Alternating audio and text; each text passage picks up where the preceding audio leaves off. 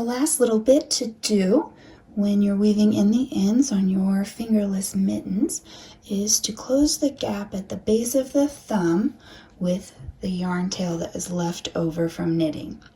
So what you'll need is a darning needle slipped right on to that tail.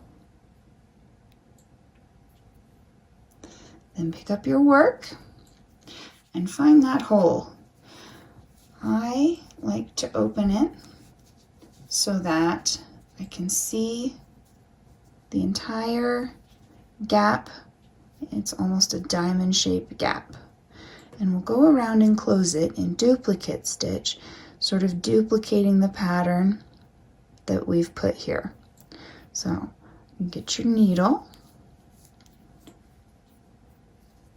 put it in the correct hand, and then sew around to match the pattern that you've got here. And we'll close up the gap while we do so. So I go up and around to match that little pattern, and we'll start snaking around matching the knitting pattern. So we've gone up, then I'm going to go through here to match this little stitch, and we'll trace it down.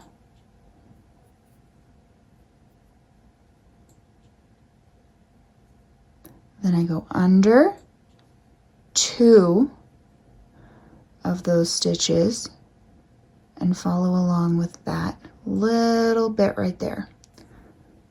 Sew that through. Don't pull too tightly, just tense enough to match the knitting pattern. Then I follow this stitch right here up and through the middle.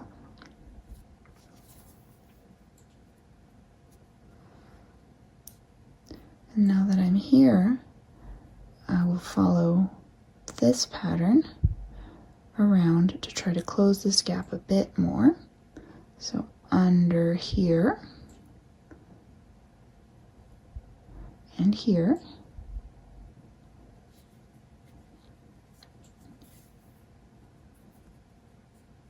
then down through these stitches here,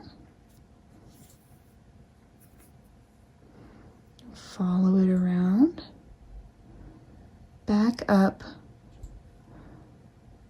to the center where we came from, and it'll make a little loop.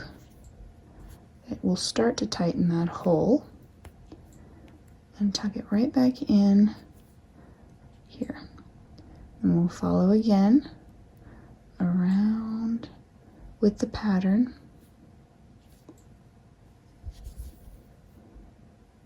And you see that starting to just snake around.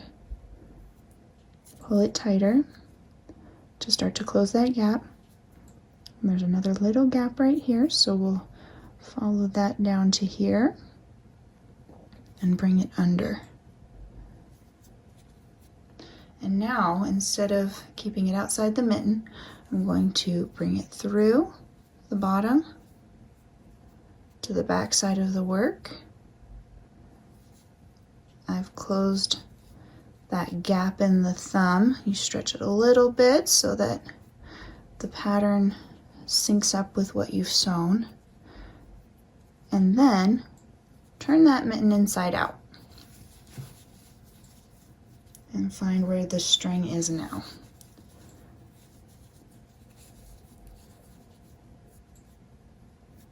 At this point, I will go ahead and find a spot to tie it in. If you were going to weave it in without tying it, you should keep working around in duplicate stitch just a little bit longer so that your tail doesn't come out. I've taken that off my darning needle, and I'm going to split the plies in half to make my knot. So since it's 4 plies, I'll need 2 on each side.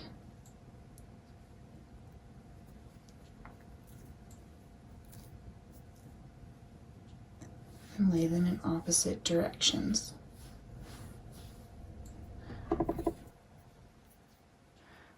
half on that darning needle, and we will find the stitch that this yarn is coming under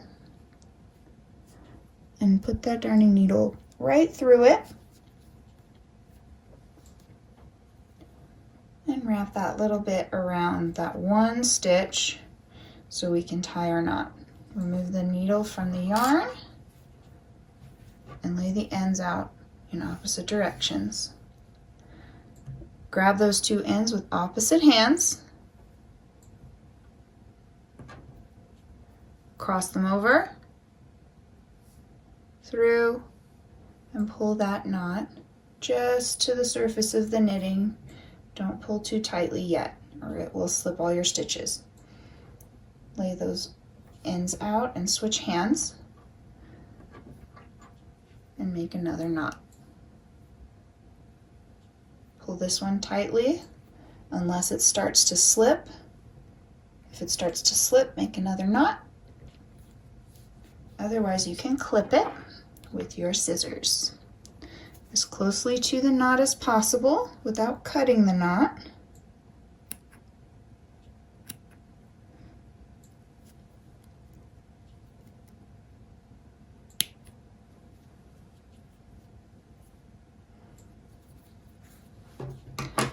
And then pull a little bit just to tuck it in.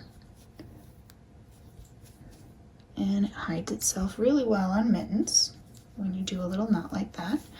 Turn it back to the correct right side, and you have closed up that thumb hole and finished out a tiny little mitten. I hope that you found that helpful, and I hope that you have a wonderful day.